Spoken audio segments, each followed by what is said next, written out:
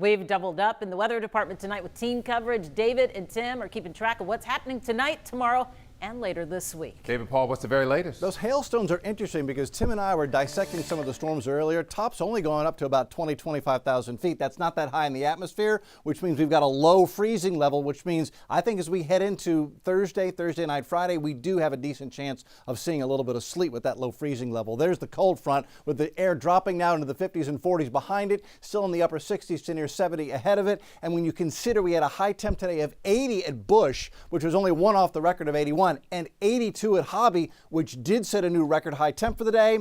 This is a big change in just a short period of time. Here's the big picture across Texas. Dallas is down to 38. Amarillo has dropped to 20. And here's the line of thunderstorms being kicked off by that front coming in. And the pink and the purple, these are winter weather advisories. And this is a winter storm warning for the Valley of Texas. Now, we're not including it in any of those winter weather advisories at the moment. It looks like the heaviest winter weather will be in deep South Texas this time, but maybe we'll end up with a little bit going into Thursday and Friday. Our line of thunderstorms is not severe, but we're getting wind gusts to 30 at times. We're getting some small hail, pea to nickel size at times, and it is creating cloud to ground lightning and thunder. Baytown and Malt Bellevue getting a pretty good storm right now.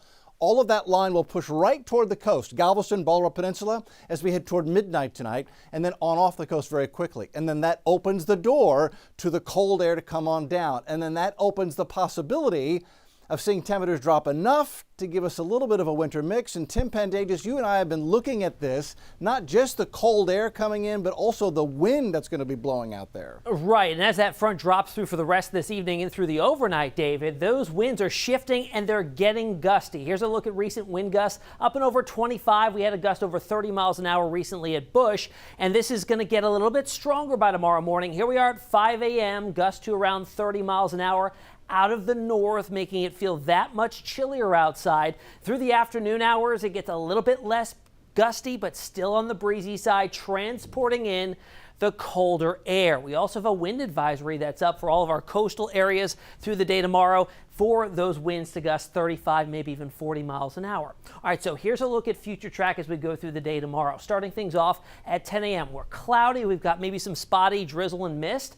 Temperature-wise, very chilly, but safely above the freezing mark. We've got some light rain showers developing here by the lunch hour from the southwest, lifting to the northeast. Now, here we are at 4:30 in the afternoon, and notice this band. This model has been very consistent with this band of heavier precipitation. The yellows here, when we get a marginal temperature profile you see here in the mid-30s, some heavier precipitation is very effective at drawing down colder air from aloft to the surface, and we see some quick bursts of wet snow and some pockets of sleet there. The precipitation lets up a little bit. We're back over to light rain through Thursday evening, a little bit of a lull, and then another round here with even colder air filtering on in by early in the morning hours on Friday, that we could see some light snow flurry activity before it all exits and pushes out by mid-morning. Now, the precipitation may be coming to an end, David, but the cold air is going to be sticking around for quite some time. Yeah, it's interesting. This is going to be a long, drawn-out cold spell. So it's beginning tonight with the cold front coming in,